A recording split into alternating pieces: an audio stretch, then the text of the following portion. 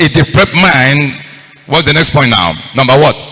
A depraved mind is a polluted mind that always break God's covenant.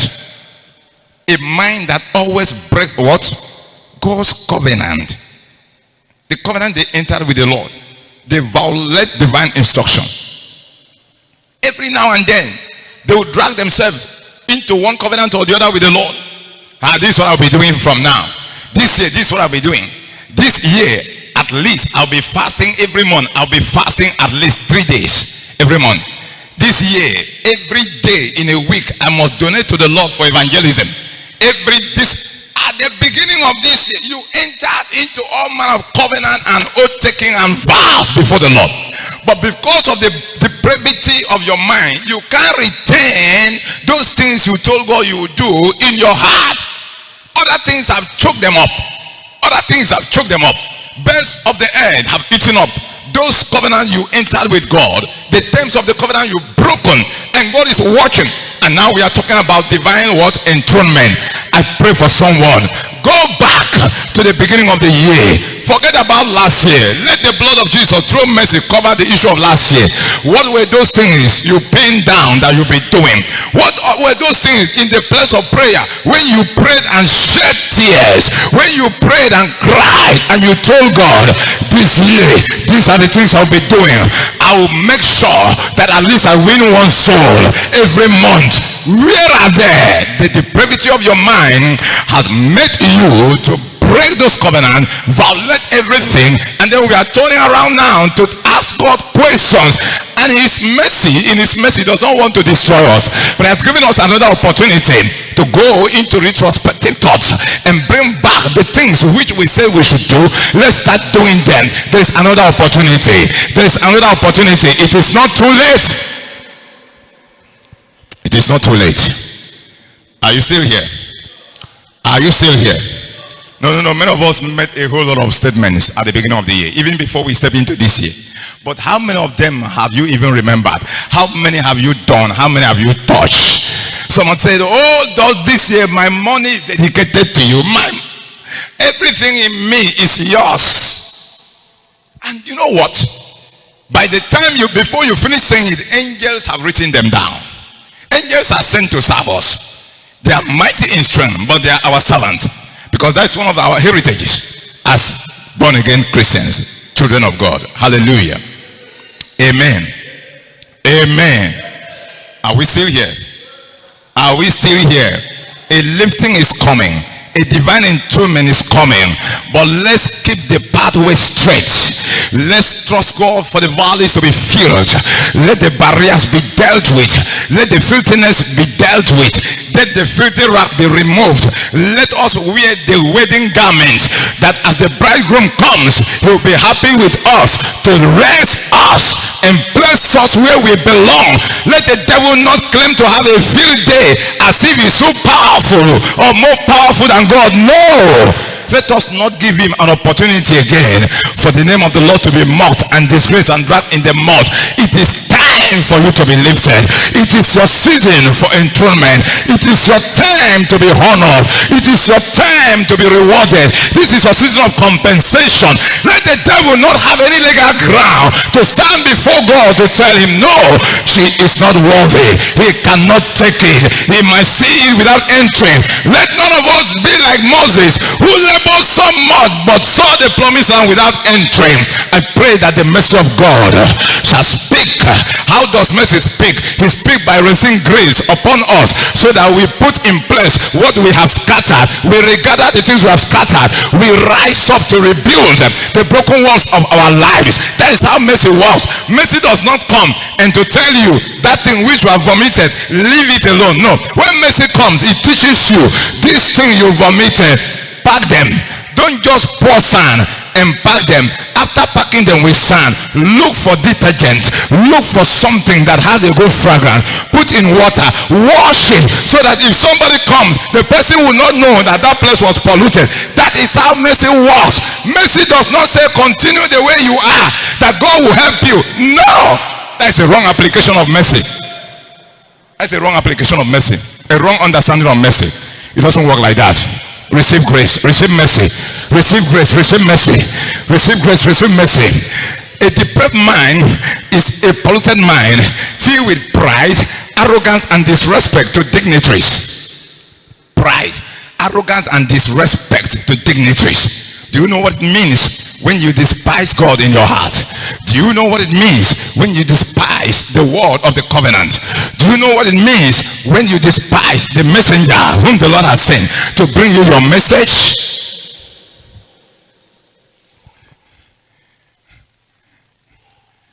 I pray that those who have put themselves on the line to be killed physically, may this season, by the love of God and mercy of God, let wisdom return to such people that they may jack up themselves and see the need to live to fulfill destiny. Let us not create an opportunity for the devil to mock us again, in the name of Jesus. Number one now, a depraved mind is a polluted mind whose business is to manufacture evil at all times. A mind that manufactures, that creates evil, invents evil at all times. You know, there are people who can I don't know. They can create anything, provided that thing is not good. They can create any evil in their mind. Amen. They can create any falsehood that looks like reality under 1 second. But they cannot create a prayer point that will lift them from where they are to where they should be. They can't remember the word of God. They can't meditate upon the word of God and bring out the substance from the word. They cannot get the word digested in their heart and come out with what the word has for them.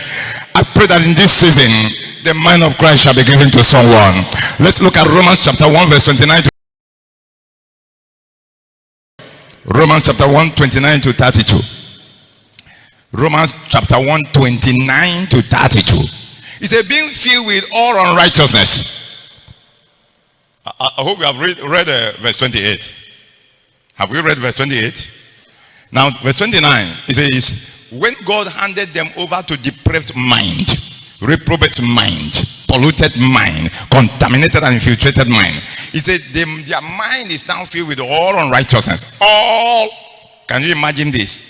What one person will carry, not some unrighteousness. Anything that is unrighteous is found in that person. And yet add a heavy load, so the person cannot manifest the glory of God. The person cannot serve God the way he or she should have served God. The person is under confusion. The best in him or her cannot come forward. Why? Because anything that looks like righteousness is found in his or her mind. Christ in me, the hope of glory. Christ has no place again in the mind. Let the word of Christ be stored richly in all wisdom, in our what? In our mind, in our heart. But when the mind is filled with all unrighteousness, the word has no place, the Holy Ghost has no place, so the person moves about with all unrighteousness, manifesting whatever the unrighteousness wants him or her to do part time, depending on the kind of unrighteousness that is in their heart. Somebody should lay his hand on his or her heart and say, blood of Jesus, purge my heart, purge my soul. So he begins to mention fornication, wickedness, covetousness, maliciousness, full of envy, murder, debate, deceit, malignity, whisperers. Go ahead. Backbiters, haters of God, despiteful, proud, boasters, inventors of evil things. They manufacture evil at all time in their mind. Disobedient to parents. That's one. Without understanding, moving about like goats. He has called us to be his sheep.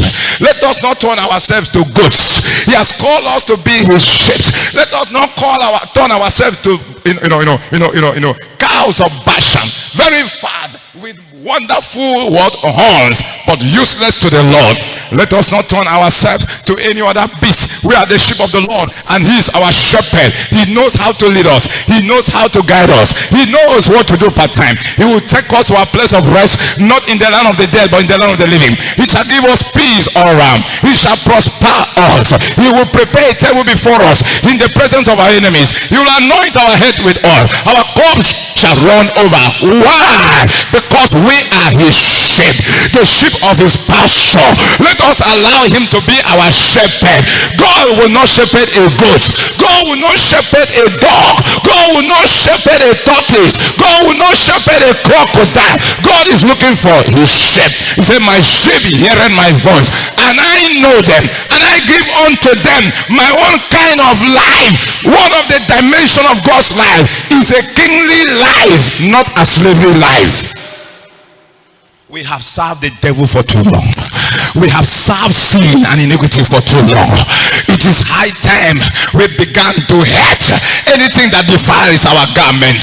Let our garment be pure, for the bridegroom is by the corner, not just coming to take back to himself a beggarly church, a poor church, a church that has been enslaved. No, but a church that proceeds from Zion with honor, with dignity, with gold, with everlasting blessing, with fruitfulness, with wealth, riches and prosperity, with a voice which the world will be afraid of. It is enough for us to keep bowing before infidels and unbelievers. Why? Because we have refused to live the life he wants us to live. So without natural affection, implacable, unmerciful. Verse 32. Who, knowing the judgment of God. Look at verse 32 is something else. He said they know the judgment of God. It's not as if they don't know. They know the repercussion. They know the wages of all these things that are mentioned. They know the salary. They know the pension of sin. They know the what? The gratuity of sin. I said in 3 dimensions. Salary, gratuity, pension. Imagine someone at his old age is still receiving pension of sin he committed. Receiving gratuity. Gratuity is finally physical death and then going to where? Hellfire. As if heaven is not there. As if he doesn't know what to do to get into heaven. Heaven is not entered by chance. People prepare themselves for hell. People also prepare themselves for heaven. It is high time we rose up and said, Lord, in this our life, one life to live, no reincarnation. I shall not continue to serve the devil again. He said that they which commit such things are worthy of what? Death. All manner of death. Death of honor. Death of the mind. Death of the conscience, death of the source of fruitfulness, death, all manner of death. Every good thing about the individual does what? Dies. He said not only do the same, they don't only do it, but encourage others who do them. When they see someone who is telling God, help me to live a righteous life, they mock the person. Have you seen it? They mock such a person. Look at this one. This one is Jesus. This one is Virgin Mary. This one is this. This one is this. This one is this. You are mocking God. You are mocking the righteousness of God. People don't step into heaven by mistake. They prepare themselves to it. There's nobody who will vote for you. It's a majority carry vote. No, you vote for yourself by your lifestyle. Your lifestyle, your way of life is what votes you into your throne, not the majority. Your lifestyle, your way of life is what votes you to your what? The throne you desire so much, not the majority. Not only do the same, but have pleasure in them that do them. Now quickly before I drop this microphone, let's look at Romans chapter 6. Romans chapter 6. Romans chapter 6 from verse 13. Praise God.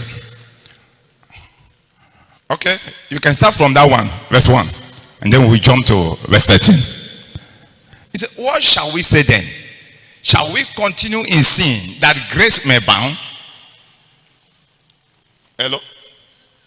He said, shall we continue to sin because there is grace? Does grace, do we mean that grace sponsors sin? Grace is given to us so that we might live. That's a divine ability. The ability that hardens our heart towards what? Worldliness and ungodliness. That's grace. Grace does not sponsor what? Ungodly life. No. No. No. Praise God. He said, shall we continue to sin that grace may abound? No. Verse 2. Verse 2. What does it say? He said, God forbid. God forbid. How shall we that are dead to sin, we are dead to sin but alive to God, live any longer therein, dwelling in it, that is having all manner of unrighteousness in our heart, manifesting them at will? Verse 3. Know ye not that so many of us as were baptized into Jesus Christ were baptized into his death? So what Jesus had, we should have. Therefore we are buried with him by baptism into death, that like as Christ was raised up from the dead by the glory of the Father, even so we also should walk in newness of, yes. Let somebody see me. Let somebody see you and say, I thank God for that sister. Some years ago, I used to know him. He was not like this. He's born again. Not you using your mouth to say, I'm a child of God. No. People at your workplace, people in your environment, they look at you. Can I tell you something? If there is a set of people who know what believers should do and what they should not do, it is unbelievers. Oh, are you hearing me? Those unbelievers, they know everything a believer should do and everything a believer should not do. Let your light shine among them. Don't create confusion in the world. You are not for, you are not against. Adada no care.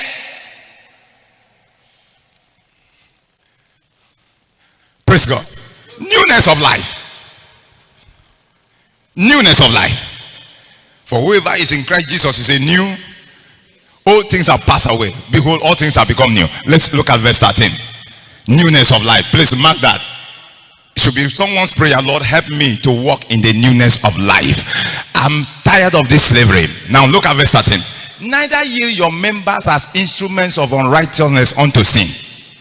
What is a member? Your eye, your mouth, your hands, every part of your body. Don't use, he said, do not use any part of your body as instrument for what? Sin. Amen. Amen. Some people will say it does not matter. It does not matter. Don't allow your dress code to cause a brother to do what? To stumble. Don't allow the things you do to cause a sister to stumble. I was preaching on Sunday and a word came from my mouth. And that word has not left me. And I've been praying and said, Lord, help me. That what was the statement? I said many things here, but one grabbed my soul. He said, that statement was, may somebody not wake up one day and says what you're going to fear because of you know, there's always a time somebody will wake up to righteousness. There's a day will come when the Holy Ghost will tell the person, this is not you. This is not how I raised you. The salvation I gave to you, where is it? And the person will just come to a level of awareness. And retrospectively say, where did I fall? How did I start? And oh Lord, may it not be me. Let it not be me. Let it not be you. May the person not say it is this man, it is his brother. That's what you're doing of him. By now, I know where I have been with my God, but you are the cause of my downfall. You brought me to this level of depravity. You've made me to become a reprobate. Father, in the name of Jesus, help me. Let nobody put an accusing finger towards me that I'm the cause of his or her downfall. Are you there? Are you there? It's unrighteous sin. But yield yourself unto God as those that are alive from the dead, and your members as instruments of what? Righteousness unto God. Verse 14. 14. For sin shall not have dominion over you. He says sin should not rule over us. For we are not under the law, but under what? This is where some people mistake the whole thing. That we are under the grace. I mean, grace does not mean that we should sin as we used to hear, or as they say. But help us to live for God. Grace should not support us to live to please the devil. Is grace from Satan? Is it not from God? How should God use his instrument called grace to glorify Satan? Okay. Verse 15, before we leave. Verse 15. What then? Shall we sin? Because we are not under the law, but under grace. God, he didn't read this one. You only read verse what? Verse 14. Verse 16. Verse 16. Know ye not that to whom ye yield yourselves servants to obey, his servant ye are to whom ye obey, whether of sin unto death or of obedience unto righteousness. So everything is in your heart. There is no time sin will not come. There is no time ungodly thought will not come. But what is your part to play? I am dead to you. I am alive unto God. You don't become slaves again to sin and servant to sin. Let us rise up and begin to see the need to obey the voice of the Lord and the word of the Lord. Shall we rise to our feet? I'm trusting the Lord that a new dawn has come. A new beginning has come. I'm trusting the Lord that he will release grace upon someone to walk in the newness of life. In the name of Jesus. I'm trusting the Lord that we shall not follow the Lord and be condemned, for there is now therefore no condemnation for them which are in Christ Jesus. For the law of what? The spirit of life in Christ Jesus has delivered us, set us free from the law of sin and death. Lord, lay your hand on your heart. Say, Father, every form of depravity, pollution, contamination, infiltration of my mind, today have come, bowing my heart before you. Cleanse me with your blood. I have gone too far with you. I have gone a long way with you. I've had so much shame in following you. I've been disgraced for following you. I've been despised for following you. Let me not land up in hellfire. Let me not end up as someone who never knew you. Heal my heart. Heal my heart. Heal my heart. Plead the blood of Jesus upon your heart, child of God. Plead the blood of Jesus upon your mind. Plead the blood of Jesus upon your mind. Plead the blood. Plead the blood. Plead the blood. Plead the blood of Jesus. In the mighty name of Jesus. Amen.